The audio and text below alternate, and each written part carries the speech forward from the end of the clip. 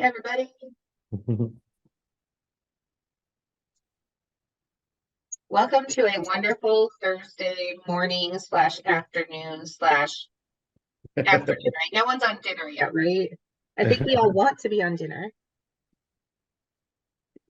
And it's 5 o'clock somewhere, right? So couldn't we all take the rest of the day off and go enjoy 5 o'clock somewhere? Yeah. I think give it 2 more minutes. Well, 1 more minute, see if anybody else shows up. And then we will go from there. Sounds good. All right, and Beth, thanks. Yeah, I put a couple of questions in our chat, and I'm gonna have to post that again because we keep getting new people. And I just thought it was important to start our meeting with just kind of checking in, giving some space to for folks, if you'd like to share. This is not you have to share, but if you'd like to share just what is alive for you right now in your mind and your heart, and maybe one thing that you'd give yourself permission to not worry about today. There's just so much happening on our campuses, so much happening in the world. There are, I firmly believe, particularly in the work of residential life, that there's ways in which our personal lives and our professional lives often intersect, especially in residential life. But as a human being, there's some suffering that I'm witness to right now. There is some pain that I'm feeling as a human being, and then I'm asked to be an administrator and to do some very specific things and respond in very specific ways to those things around us. So I've encouraged folks to try to share a little bit of what they're feeling. Oh, thank you. So those are the questions to start off with our gathering today. What's alive for you right now on your mind, in your heart? And if anybody would like to start, I said a few words, but I'm happy to share in a little bit.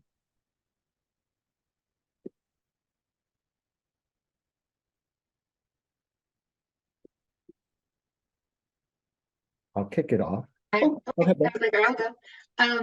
Okay, so last summer got really crazy in my world, personally and professionally.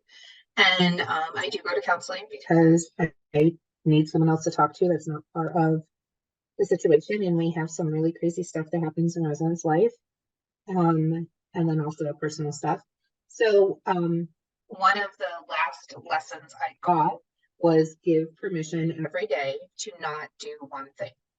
So I love that that's one of your things, because every morning I look at my to-do list and I give myself permission, one thing not to worry about. Today, I'm not gonna lie, I was eating 2 dark chocolate peanut butter eggs because I really, really wanted them, and not worrying about recording them in my dietary thing because I have to do that right now. So that was what I did today, because I figured everything was on my plate I couldn't. Sometimes they're big things. Sometimes it's don't freak out that the housing isn't updated to the new 2 people aren't on the list. Sometimes it's let your conduct roll for a day. It's okay. The kid doesn't get a letter. It's not a big deal. It's still there tomorrow. We didn't kill anybody. So keep it moving. Yes, I said that. I'm sorry. I probably shouldn't have been that drastic, but that's how I think sometimes.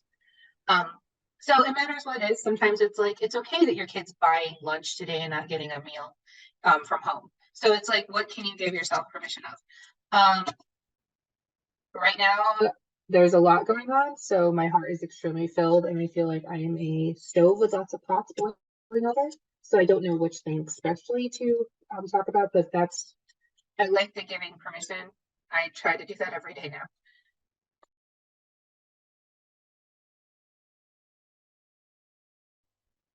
I can share. I mean, my heart's a little heavy. There's the rhetoric, particularly our students have been incredibly kind to one another. I mean, there's protests, sure, and there's particular language where there's ambiguity that can either cause harm or ask a request for liberation or for equal rights, right? Same term, different impacts. Some of the rhetoric recently, though, and I'm not quite sure if it's our students or just community members has really shifted to some really vile anti-Semitic sentiments that is part of what I'm afraid of, right? Is the critique of a place turns into a persecution of people, right? And so Zionist on like statements like, and I'm gonna apologize up front for language I'm about to use. These are not views that I heard, but I just want to advise folks what it is that I'm seeing. And while there isn't a call for violence at the moment, when we start to dehumanize one another by saying something like Zionists are rats or Zionists are ugly or Zionists are Nazis, that we move closer to inciting a particular kind of violence on people. When you dehumanize them, you can act violently towards them for those purposes. And so that's been on my mind. It's just like how easily the rhetoric can shift from these requests for ceasefire to this anti-Semitic, Islamophobic kind of sentiment that folks really do hold and can act upon. And so I'm afraid for our students in ways that I don't think I have been previously. Yeah, I'm kind of holding that right now. That said, I work with some incredible folks here on campus. I've been grateful that there are individuals that I can really wrestle with personally what is happening in Palestine and Israel, and ask questions, critical questions of my friends, and that we can hold each other and be in conversation. So I'm grateful for that. And the one thing I'm giving myself some permission is my inbox is ridiculous right now, and I'm gonna be okay with just letting it be ridiculous. it's just gonna have to be.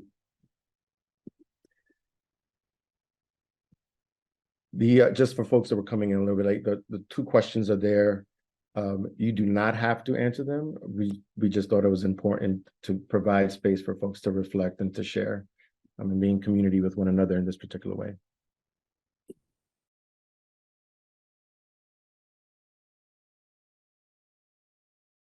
Can jump in. Hi, everybody. AJ Place, he and his pronouns, Middlebury College in Vermont. We had a student death on campus this week. It's our second this fall term. And so that's what's on my mind, schedule, agenda, all the things.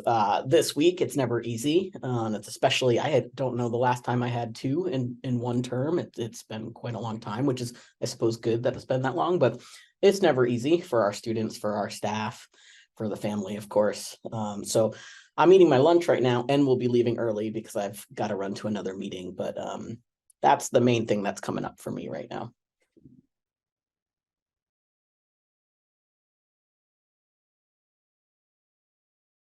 How's your campus doing and how's your staff doing, AJ? Because that can be a lot. I mean, one can be a lot, but the fact that you're in two, like, how's everybody doing?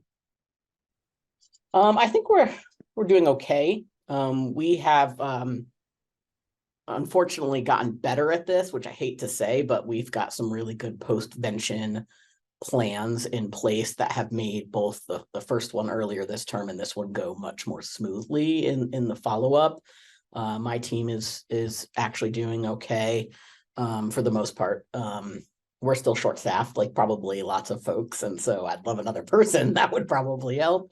We're not in the angry stage yet of kind of, the campus vibe or the family vibe, and that will come, and that's always hard, right? Because no matter what we do, sometimes you can't prevent these, but yet there's still so much anger and grief, which is completely understandable, and it often tends to get channeled to all of us on campus, right? Despite what we do or what services are in play, et cetera. But overall, I think, we're hanging in as best we can. Thanks for asking. If you guys need anything, like Luis put it in the chat, but like if you or your team need to vent or cry or just have someone listen, like reach out to all of us. Like we've got your back, and we will talk to anybody about it. Just let us know.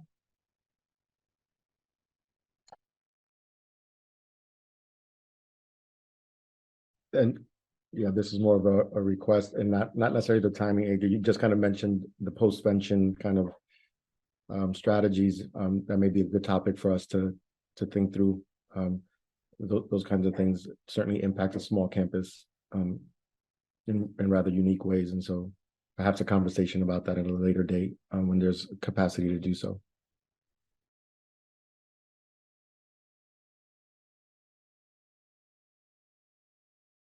And talk about putting things in perspective, right? I mean, we just launched a new housing software today, and we know it's going to be a challenge. And, you know, again, in the grand scheme of things, not that big of a deal. Any chance it's Star Res? It is. We just launched ours at the beginning of the semester, so I will say they're very good with customer service because you might want to put your hair out of your head a couple times. But good luck. I like it a lot better than my past software. So, Well, we didn't have much choice. Our previous system was an in-house system that our IT folks had created, and it's going away. And so we didn't love that, but change is always hard. But we just needed to rip that Band-Aid off. And so I may turn to folks in this group at some point in time. feel free. A lot of schools are having to rip that off, not because of homegrown, but because Seaboard is sunsetting housing at the end of this year. So, well, they're saying 2025, but we all know that they started sunsetting a year ago. So there might be a lot of us working through new software aspects. We'll just put it that way. Can I also say hi, Maureen? Like, I feel like I've emailed with Maureen so many times, but I don't know if we've ever actually been on the same call together. So Yeah, it's great to see you. To see your face. Nice to virtually meet you. Likewise.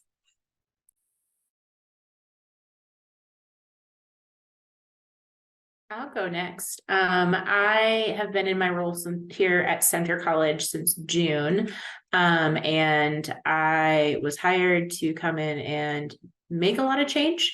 And those changes have been some really fast, and some I feel like I'm banging my head against the wall. And so there's been a lot of it's not easy to lead through change, is what I keep saying to myself.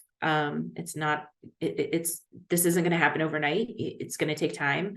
But one of the things that I had to create was an on-call system. The RAs have all been on call for their individual floors 24/7, which we all know is not a good practice. And so there have just been little things that I think are little things that have taken really a long time for them to learn. And I'm reminding myself that there's not another RA for them to reach out to and ask. There's not a senior RA who has done this 3 years in a row and that they can just ask. So I'm the one that gets all the questions all the time. And so again, perspective. And so thank you all for helping me find that today, because it has been this week. I was banging my head against the wall. So thank you.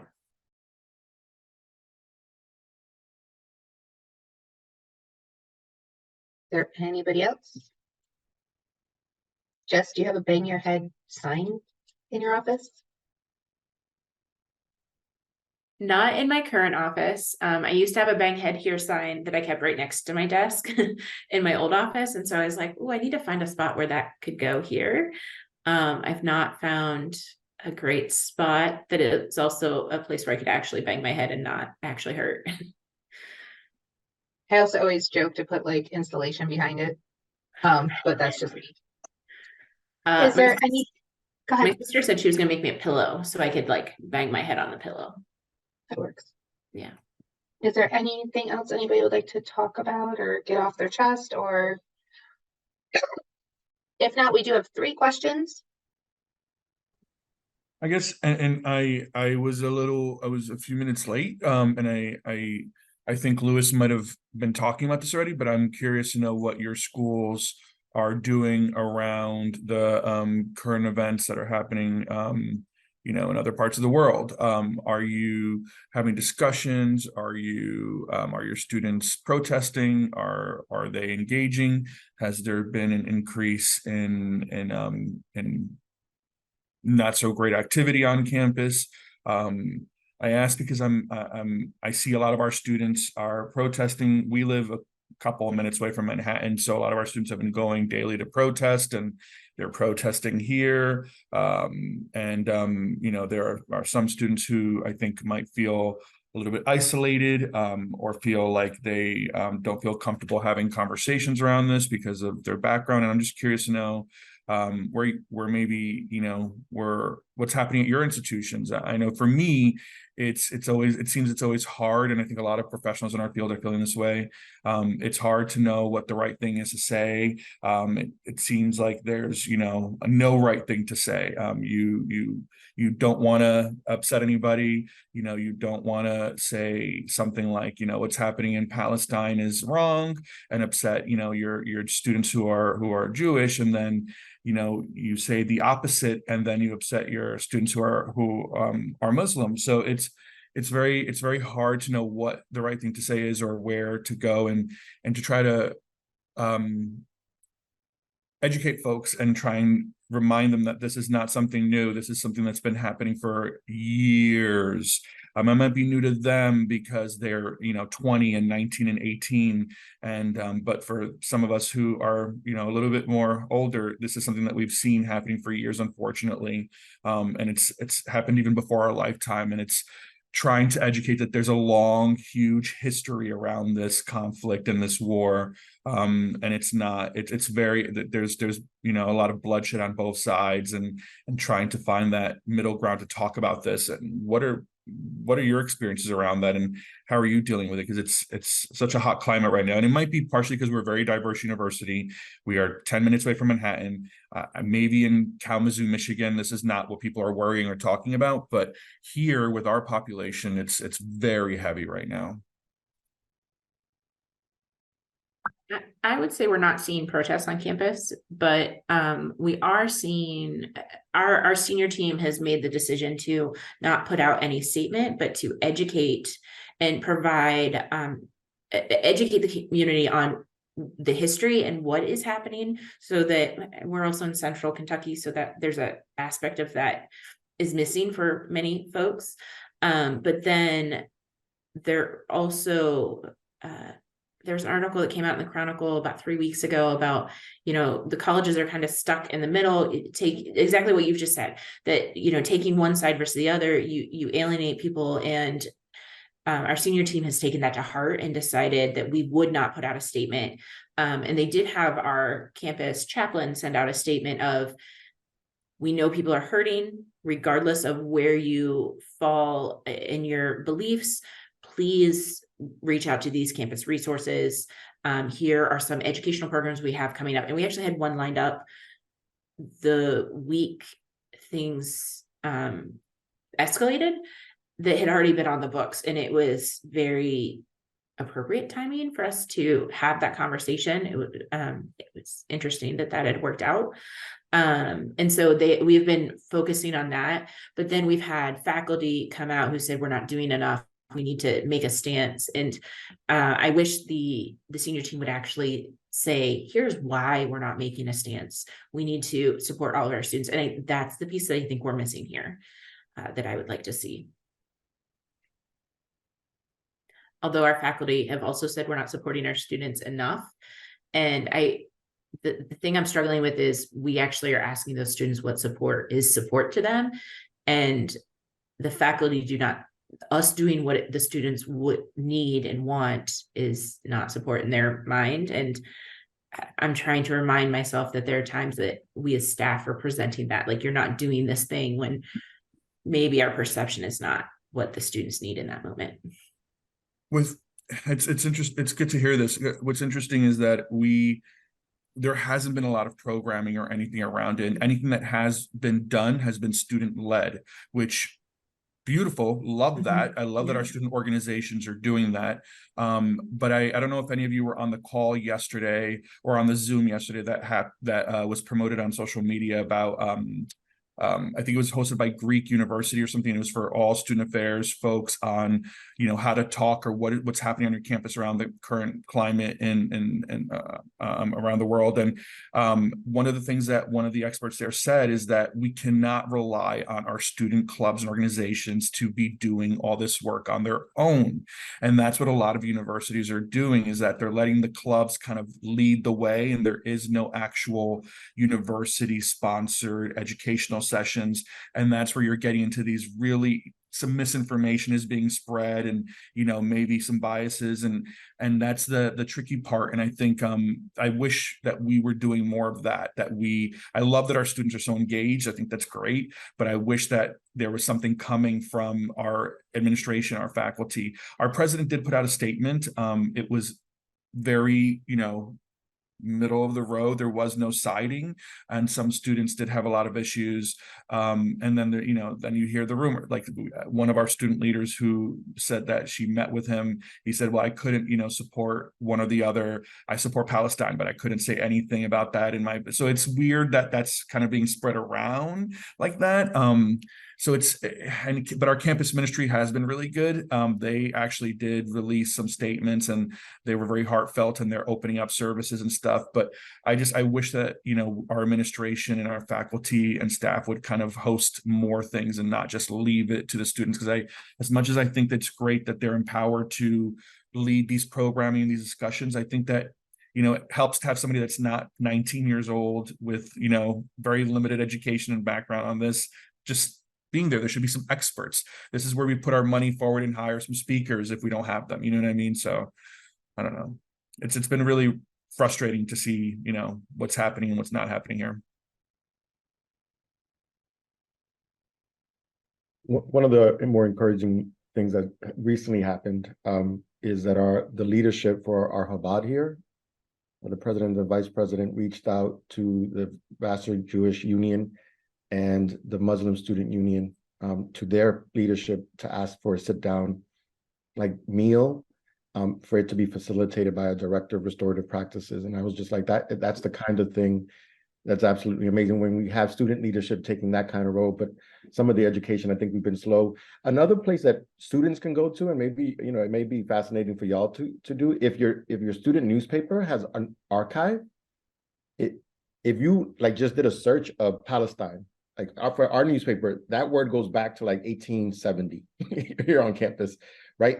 And then you could see that there's an increase in the language or the usage of Palestine around 1940, right? And then in the early 50s. And it's just fascinating to see how the college has engaged, to your point, Stephen, right? How the college has engaged on this topic previously.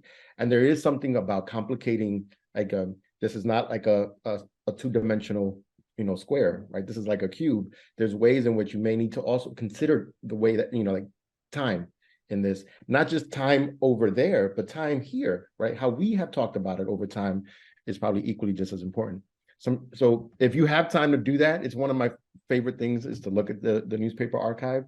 And I often point to students there to be like, hey, look, this is what they were saying then about this. And it sounds very similar to some of the points you're bringing up, or distinct in some ways. Anyway, I'll leave it there. Thank you. That's a good idea.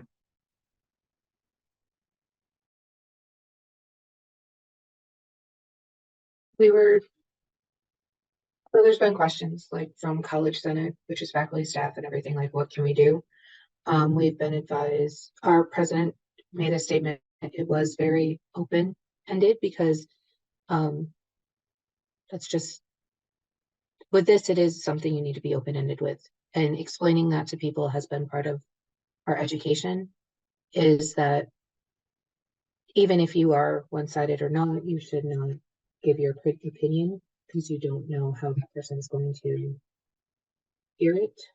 So the main thing I've been telling my staff is do the ratio between ears and mouth. You got 2 ears, 1 mouth, listen more, talk less. If you are not Muslim and you are not Jewish, check on your friends that are, make sure they're okay. We actually still have students concerned about what's going on in Ukraine, because we have ties there with some of our international students. They've kind of been staying with us because of it. So we're dealing with that also. But the way I've always gotten through these is I listen, I give resources. So we have given a lot of resources with, there's our DEI coordinator, there's counseling, there's someone to talk to that cannot have an opinion and you can just get it off your chest, your concerns. But giving out the resources and making them aware that they are on campus and that they're free while they're on campus. It's been a lot of listening. I have a box of tissues in my office and I got a big bin of candy. And I just let them come in and talk, and sometimes there's tears and sometimes there's anger and sometimes they just need to get it off their chest. And I had one ask me the other day, like, why aren't you saying anything? I'm like, because to be honest, I cannot personally relate because it's not my religion. And I don't want to come off as I'm not hearing you, because I am hearing you and I want to help you. So I made sure that they knew that just because I wasn't saying anything, I hate when people turn it into their own shoes and they have nothing to relate on. So that's what I wanted them to do is, this is your shoes. I've never walked in those. I'm not going to say I ever did. But I'm here to listen and I'm here to get you resources and I'm here to support you with what you need. But that's all I can do. And honestly, that's been the biggest help to our students, and the faculty is taking that initiative, and some of the faculty is having conversations around it. It's part of their agenda anyways, like, because matter in the class you're in. So they're just making sure that it's factual and not opinionated. And that helps a lot. So what I always say is stay factual. Don't put your opinion in if you don't need to, and listen. So it's helped a lot. I mean, we have had an uptick in other things, but not related specifically to this.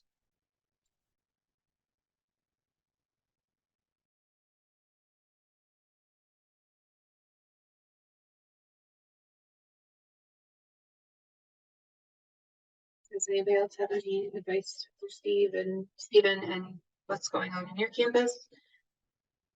No offense, my campus never does the, like, what is it called? Like, what were you saying that your campus does? Because you're close to Manhattan and I can't even think right now. The restorative stuff, the reflective stuff. Go and do like a march or anything about wanting change. There we go. That was like, I'm going to say the wrong word. I've only been on one campus that's ever done that. So we don't really have that here. Yeah. The only thing I'd want to recommend for y'all is there are the questions around, like, how do we get our students at the table to talk to each other, to learn, to listen. I would just, a reminder, right, that the college is a fuller community that extends beyond our students, right? There are employees there, from our faculty to our administrators to our staff. And if we as the older adults on campus can't figure out how to talk to each other about this issue, and role model how we talk to each other, then I think making the same request of our students just seems just limited in its scope. And so I'm trying to figure out how to do that on my campus here, and bringing in some of the older adults and making sure that, hey, like, let's figure out how to grapple with this too, if there's a willingness to do that, and ensure that we can communicate back to our students that we're doing the same thing that we're asking them to do.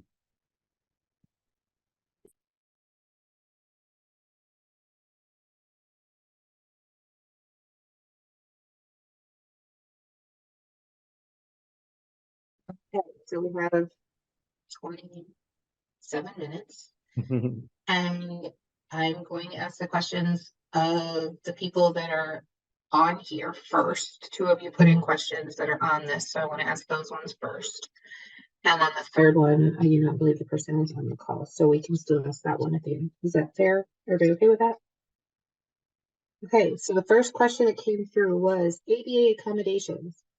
I want to talk through some of what folks do and do not do. Real easy. I'll just tell you more still. I send to accessibility services. She has them do a whole bunch of paperwork, mattering what the request is. And then if it's something we have to put in the physical plant, like What is the thing we just put in? It's like a thing that vibrates when the fire alarm goes off because we have a very hard hearing impaired student that wears cochlear implants and takes them out at night, or shuts them off. Whatever. So we have to put a vibrating bed.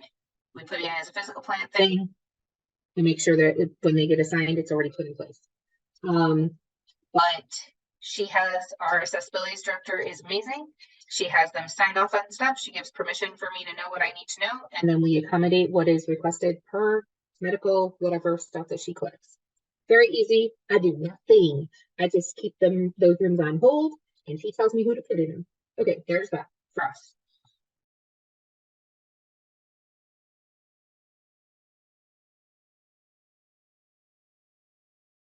So can you repeat the question? And I'm not sure, I think your microphone might be going in and out, but is there some specific questions about accommodations and how we're addressing them?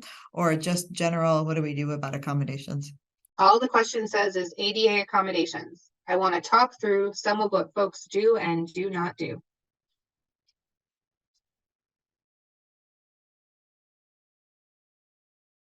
I mean, we do everything that we are required to do. I don't know that we have a choice in saying I don't want to do an ADA accommodation if somebody has a legit request and medical documentation and proof and it's valid. So at every institution I've been in, we do everything, whether it's a pet, an emotional support animal, or whether it's a need for a specific bed or a need for a single. We don't. I don't know.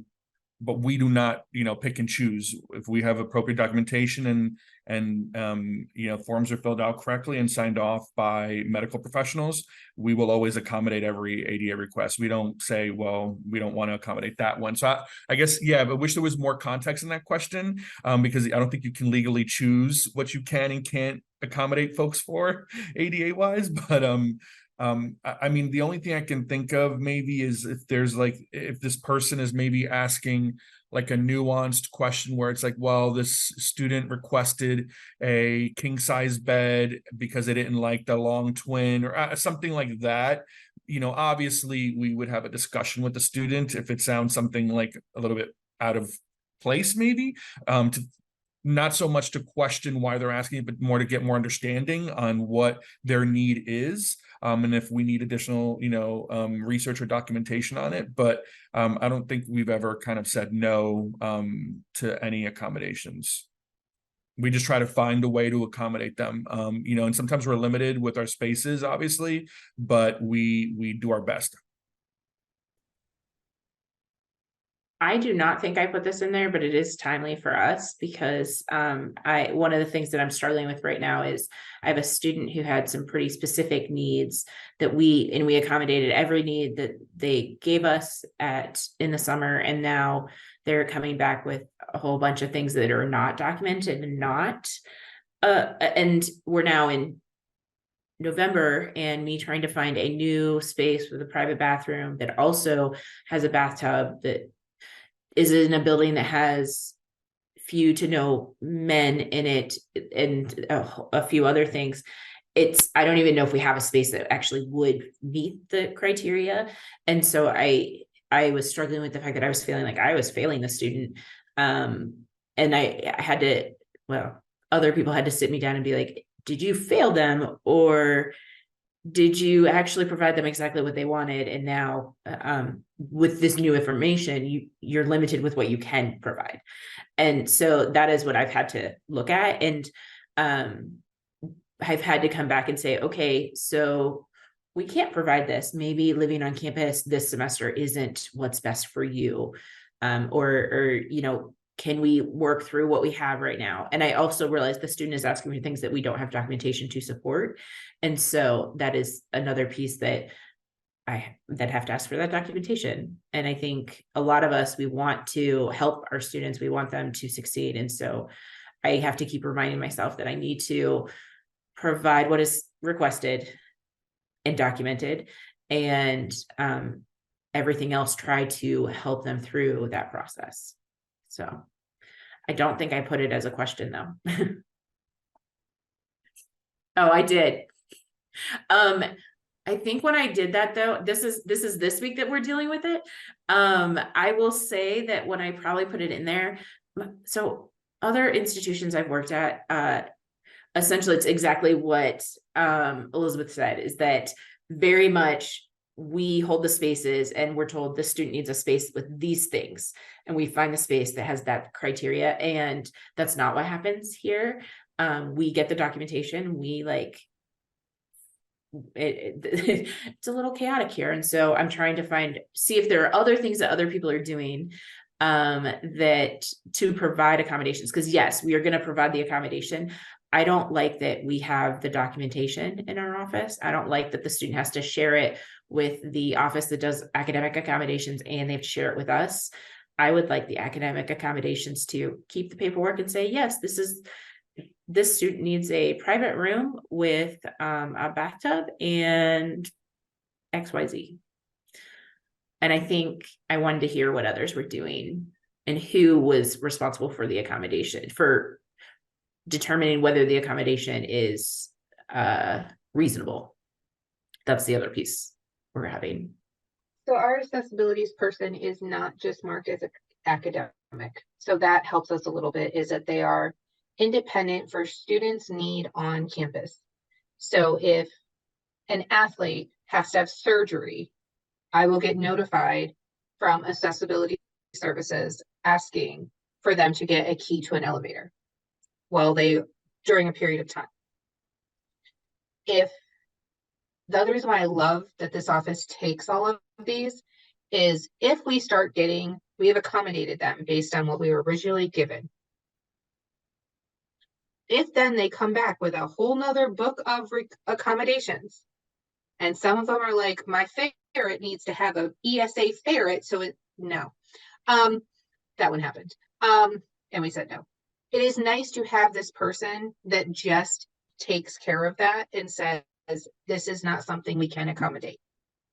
And then goes the route of telling them what they need to do, or if this would ever not be accommodated. So we have weird requests come in saying that they want a suite that only can house 2 people in it with 1 bathroom per person, like stuff that our buildings do not have. So the nice thing is we go to this person when we get these requests and we pass the buck. She already knows what our buildings look like. If she doesn't, she calls me and says, does this even happen? I say no. She backs us up. It's taken care of. We also have a lot of students that come in saying they need a private bedroom because of their learning disability that was never diagnosed. But they received services in high school, but do not have a 504, an IEP, nothing. But because they came from like a small rural school district that had services and support, they expect the same here, but with no documentation. So it's very nice to pass the buck. That's just how I look at it. Yeah, I think the only thing that I'll add is some of the language that we actually use in relationship to our AEO office, Accessibility Educational Opportunity Office. Just passed along the links just so you have a sense for how they manage and work with accommodations. The language we use at the college is to say that AEO will make a recommendation to the respective office, and then it is on that office to sort through how to reasonably meet that accommodation. So then we get the chance to decide. So like, there's students that may, I need AC, and I want the best housing on campus because I need AC. And we would be like, well, we could accommodate that way, but we can also just put an AC in your room in this other townhouse apartment, and that's where you're going to get that's how we're going to meet your accommodation. If you don't want that, then you're declining the accommodation. But the really subtle kind of language around the recommendation and then the office making a decision as to how to meet that accommodation is I think important, so it doesn't necessarily put them in a position to feel like they're making a decision about it, rather than making the recommendation for it. I wouldn't even, I can't leave the meeting without shutting off the meeting. So I'm going to walk away and shut my computer and screen off because I guess I'm running the meeting. So I apologize, but I have to go take care of a parent situation. Luis, you got this. Everybody at 1 o'clock, shut it down. I probably won't be here. Have a great week. I was just going to say, I don't think it's passing the buck. by utilizing your accessibility services staff. I think that's where, it's appropriate for the documentation to live, and they can say, this is what the person needs. And it's fewer people who know this confidential information, and it just keeps it a little cleaner. But I wouldn't even consider that passing the buck. I would, I just think it's a clean way of supporting students. And we also, we tell students that they have deadlines to submit these requests. And so first year students have a deadline over the summer. Folks who are going to be here in the fall have a deadline in March. Folks who are coming in for the spring have a deadline in the fall. And if they don't get it in by that deadline, we will try to accommodate it, but we can't make that guarantee. Hello, I'm Chantal Brox. I work at the Mount. We also have an office on campus, our learning services offices, and we have an individual that oversees all the accommodation processes. So that is whether that's for ESA, that's for medical accommodations, anything of that nature. And she then approves and or denies the accommodation based upon the information that's given.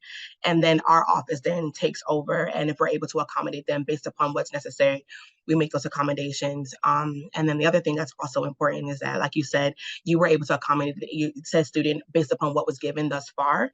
And then any additional information you weren't able to meet because you accommodated her based upon what she was already submitted. Something that also is true for us here is that, specifically for ESAs, they have to submit the ESA documentation every single year. They also have to file accommodation things like any updates that need to be filed every year as well. So that it puts the responsibility on the student to get the information in, and then for us to then be able to meet the need as necessary and as we are able to. Sometimes we just can't accommodate the student for what they need based upon whatever, and then that begins the question: is really living on campus best for you in this regard? And then if that's if living on campus is not what's best, then by all means, please move off if that's what you need to do.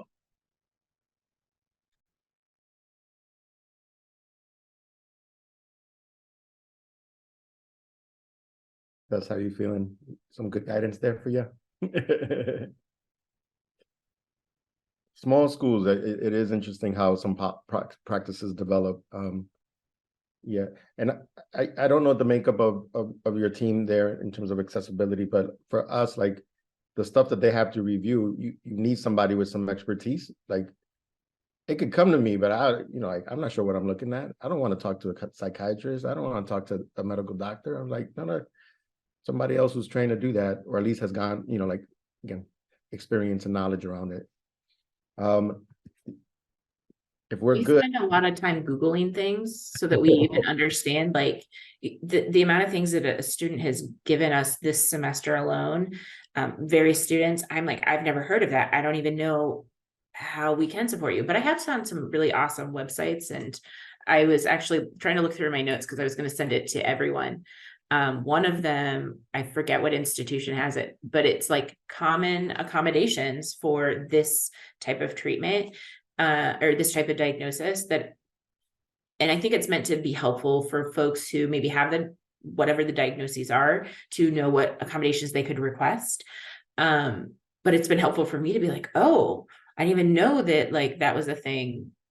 And so it's helped us understand a little bit, but again, my degree is in education. I'm not in any way, shape, or form an expert in this. And so I find that my team and I are relying on a lot of people, and I don't feel like we are doing students any type of help with our current practice. Is there a reason your accessibility services team is not a part of this? Well, when I had asked about it initially, I didn't know that we had an office for like the first 4 weeks I was here. Because people could know, like, there's no one else to do this. And so I was like, what? And so I've now gotten a history. We did not have an office for a very long time. And it apparently at one point in the history of our college, it was actually the housing person who was doing all accommodations for students, and they were the ones making determination of whether or not it was appropriate classroom accommodation as well. And so I feel like we are trying to get where everyone else is. And so now that I have that understanding, it helps me a little bit going, okay, so we're just about 20 years behind on this, and I just need to work the proper steps to get people to understand that, no, we need to get the person who is doing this currently just a little more training, and then I think we can get there. Yeah. So can I ask for folks who have a variety of different kinds of housing? We have a model of progressively more independent housing. So as the students are progressing, they're going from res halls to apartments or suites to houses. One of the things that we hear from students sometimes, if they need access to a kitchen or a private bathroom or what have you, and it's appropriate for them to be in a somewhat more independent space, they're asking for permission to bring somebody with them. So do you all permit that, or it's just the student? We often inform, I think at one point that was like a thing, like they can, like their accommodation was like to live with the said person, but we often, I think they've changed the policy where it's the accommodation is for you and for you alone. Our housing process currently is, so we house accommodation students first.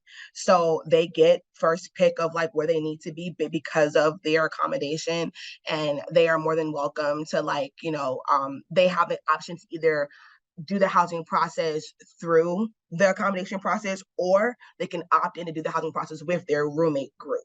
And that is totally up to them. But they don't get to do both.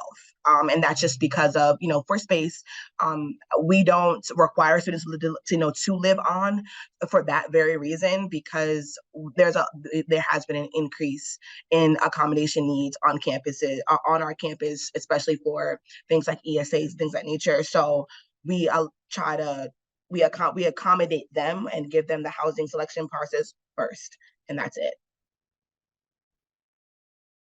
Thank you. Hi, everyone. My name is Francisco Perez, he and pronouns. I'm over at Occidental College in Los Angeles, California. For us, when we also place folks with accommodations first. If they are, like, let's say if their accommodations lines up with like a double, so like 2 folks inside a room, if they do have a preferred roommate, we asked for them to share that information on over to us, and we're able to place the both of them at the same time. And that just really we have a 3-year live on requirement.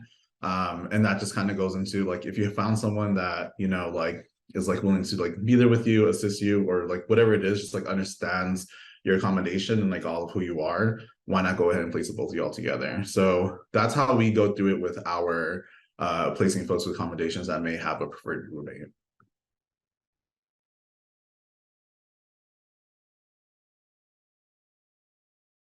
Just with the limited time that we have, there was a question about how folks are utilizing, I think, lounge space, or wanting to do some, let me see if I could. We are looking to explore how students prefer to use lounges, lobbies, common area spaces in the residential houses.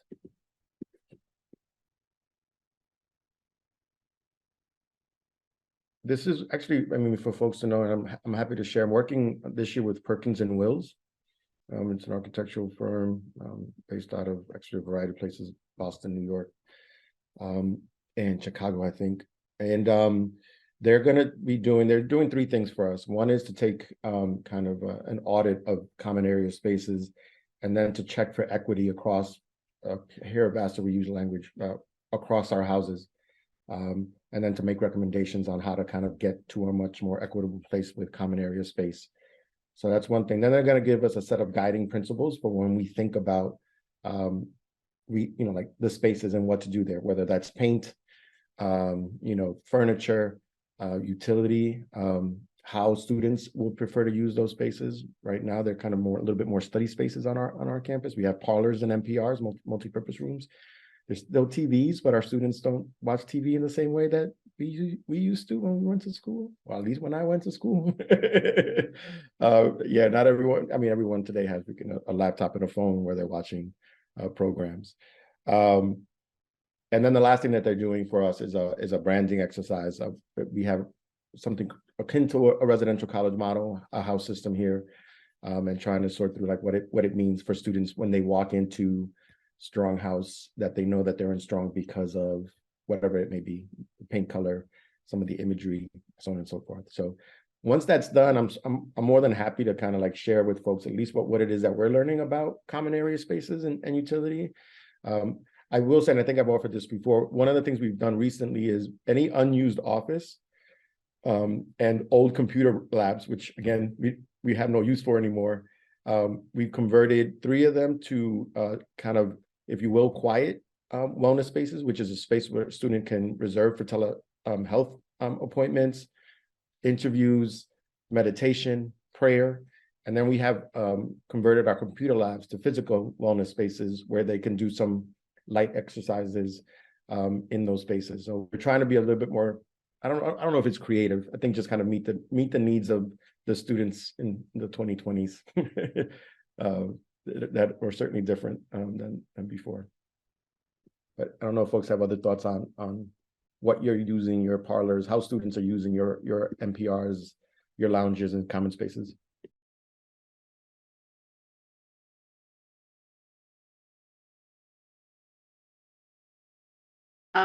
Something that we've done, we've actually created, when we've renovated some of our buildings, we had basements in some buildings that were notoriously horrible for humidity and moisture.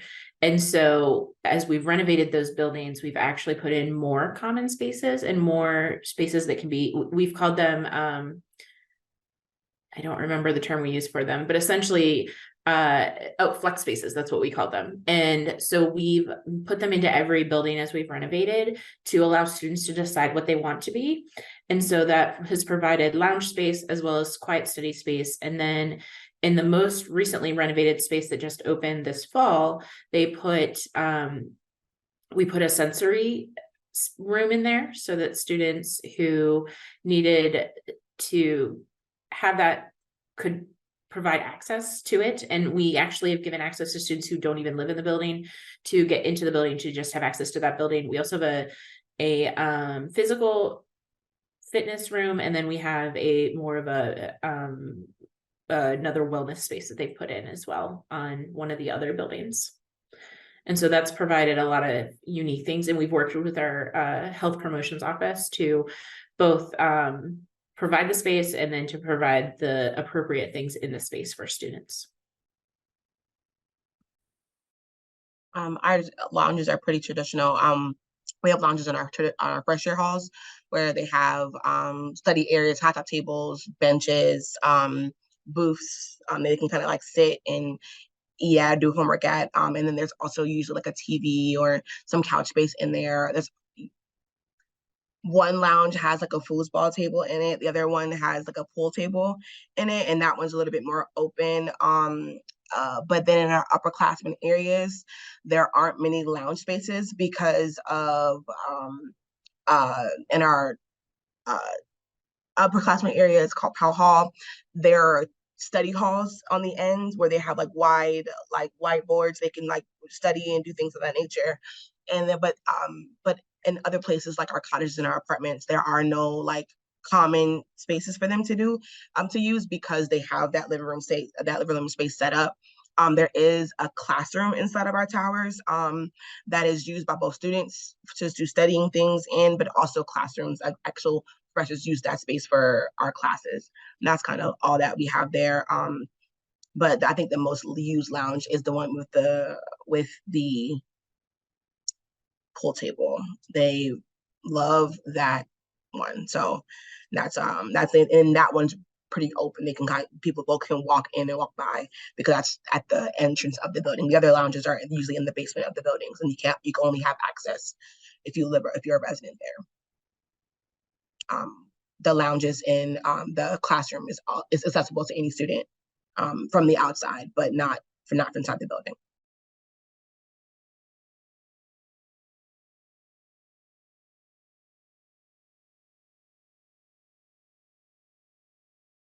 All right, it does appear that we are at time, friends. And I got to run to some other meetings. I think Elizabeth mentioned, like, see you next week. I don't know what she was referring to. I think she means next month. Because we don't meet weekly. But I think, as always, if there are things happening on your campus where you need some support, don't hesitate to reach out to kind of get some information in between our meetings. We don't necessarily have to wait, a month. If you're working through things, send a message to the group, so that we can help each other out. Again, I appreciate the time up front, the time, the energy, the care.